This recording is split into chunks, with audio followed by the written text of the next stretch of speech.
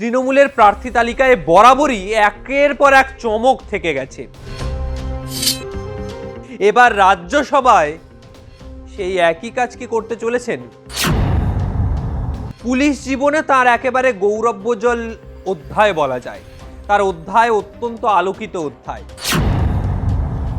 রাজ্যসভার প্রার্থী তালিকা ঘোষণা করে দিল তৃণমূল কংগ্রেস। সেই প্রার্থী তালিকায় যেরকম চমক রয়েছে, ঠিক সেরকমই অভিজ্ঞতার একটা ছাপও রয়েছে। চমক কেন বলছি? বাবুল সুপ্রিয় তিনি দীর্ঘদিন লোকসভায় প্রার্থী ছিলেন, লোকসভায় গিয়েছিলেন তিনি বিজেপির সময়কালে, এবং তারপর সেই পরবর্তী সময় তৃণমূলে যোগদান করলেন, বিধায়ক হিসাবে নির্বাচিত হলেন বালিগঞ্জ বিধানসভা কেন্দ্র থেকে, তারপর রাজ্যের মন্ত্রী, তারপর তাকে পাঠানো হচ্ছে রাজ্যসভায়। এছাড়া আইনজীবী যেরকম রয়েছেন এই তালিকায়, ঠিক সেরকমই কোয়েল মল্লিক রয়েছেন। তারকা মুখ। একদিকে কোয়েল মল্লিকের যেরকম স্বচ্ছ ভাবমূর্তি দেখতে পাওয়া যাচ্ছে, ঠিক সেরকমই অভিনয় জগতেও তার একটা ছাপ কিন্তু রয়ে গেছে, অত্যন্ত গুরুত্বপূর্ণ কোয়েল মল্লিক। আর এই জায়গা থেকেই আরও একজনের নাম, যার নাম না বললেই নয়, রাজ্যের প্রাক্তন ডিজিপি রাজীব কুমার। তাকে প্রার্থী করছে তৃণমূল রাজ্যসভায়। কেন? রাজীব কুমার 1989 সালের ব্যাচের আইপিএস অফিসার। সেই ব্যাচে তিনি আইপিএস অফিসার হয়েছেন এবং তার পরবর্তী সময় রাজ্যে প্রায় পশ্চিমবঙ্গেই তার গোটা কেরিয়ার জীবনটাই কেটেছে বলা যেতে পারে। উত্তরপ্রদেশে তার জন্মগ্রহণ, সেখানেই তার পড়াশোনা। সেই উত্তরপ্রদেশ থেকেই 1989 সালের ব্যাচে তিনি আইপিএস অফিসার হয়েছেন। তারপর যেরকম কলকাতা পুলিশের সিপি ছিলেন, ঠিক সেরকমই রাজ্য পুলিশের ডিজিপি। এরই পাশাপাশি গুরুত্বপূর্ণ বিভিন্ন সময় রাজ্য পুলিশের পাশে থেকে বা রাজ্য সরকারের পাশে থেকেছেন রাজীব কুমার। আমরা দেখেছিলাম মমতা বন্দ্যোপাধ্যায় রাস্তায় নেমে পড়েছিলেন রাজীব কুমারের জন্য। কেন? নির্বাচনের টিকিট দেবেন বলে? না, সেই সময় দাঁড়িয়ে যখন সারদা মামলা এক অন্য জায়গায় চলে যাচ্ছে, কুণাল ঘোষ তার জেল যাত্রা হয়েছে, কুণাল ঘোষ জেলে, তখন কুণাল ঘোষ একাধিক অভিযোগ করেছিলেন এই রাজীব কুমারের বিরুদ্ধে, যে রাজীব কুমার মুকুল রায়কে বাঁচানোর জন্য, মুকুল রায়কে প্রোটেক্ট করার জন্য কুণাল ঘোষকে জেলে পাঠিয়েছে। এবং কুণাল ঘোষের এই অভিযোগ বারংবার ছিল রাজীব কুমারের বিরুদ্ধে। তারপর সিবিআই কার্যত কুণাল ঘোষ ও রাজীব কুমারকে মুখোমুখি বসিয়ে জেরাও করেছিল। সে সবই কিন্তু এখন অতীত। কুণাল ঘোষ যখন শুনলেন রাজীব কুমার রাজ্যসভার প্রার্থী, তখন তিনি বলছেন শুভেন্দু অধিকারীও তো একসময় নরেন্দ্র মোদী বা অমিত শাহর বিরুদ্ধে কথা বলেছিলেন, এখন তো তিনি তাদেরই দলে, ফলে পুরনো অতীত ঘেঁটে তো আর লাভ নেই, এ কথা বলছেন কুণাল ঘোষ। কুণালবাবু যখন জেল যাত্রায় যাচ্ছেন, তখন তার মনে হয়েছিল যে তার এই জেল যাত্রার পিছনে মূল দায়ী রাজীব কুমার। সেই রাজীব কুমারই আজকে রাজ্যসভায় তৃণমূলের হয়ে কথা বলবে।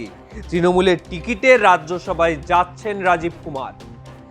যখন সারদা মামলার সময় 2019 সাল নাগাদ রাজীব কুমার, তাকে যখন জেরা করা হচ্ছে, তাকে যখন কাস্টাডিতে নেওয়া হচ্ছে সিবিআইয়ের, ঠিক সেই সময় আমরা দেখলাম রাজপথে বসে পড়লেন মুখ্যমন্ত্রী মমতা বন্দ্যোপাধ্যায়। তিনি রাজপথে বসে রাজীব কুমারের সপক্ষে তিনি স্লোগান তুললেন, তার বিরুদ্ধে আনা চক্রান্তের বিরুদ্ধেও তিনি সরব হলেন। তিনি বললেন রাজ্যের মানুষকে ছোট করার জন্য, রাজ্যের আইন শৃঙ্খলা ভঙ্গ করার জন্য এই রকমের ব্যবস্থা নেওয়া হচ্ছে। শুধু কি তাই, এছাড়াও একাধিক সময় কার্যত চর্চার কেন্দ্রবিন্দুতে এসেছিলেন রাজীব কুমার। 2016 সাল রাজ্যে বিধানসভা নির্বাচন, দ্বিতীয়বার তৃণমূল সরকার ক্ষমতায় আসার জন্য আমরণ চেষ্টা করে যাচ্ছে। একদিকে বাম দুর্গের পতন, অন্যদিকে বিজেপির অভ্যুত্থান। এই সময় দাঁড়িয়ে যখন রাজীব কুমার একটা গুরুত্বপূর্ণ ভূমিকা পালন করছে রাজ্যের প্রশাসনে, ঠিক সেই সময় নির্বাচন কমিশন সাসপেন্ড করে দিল রাজীব কুমারকে।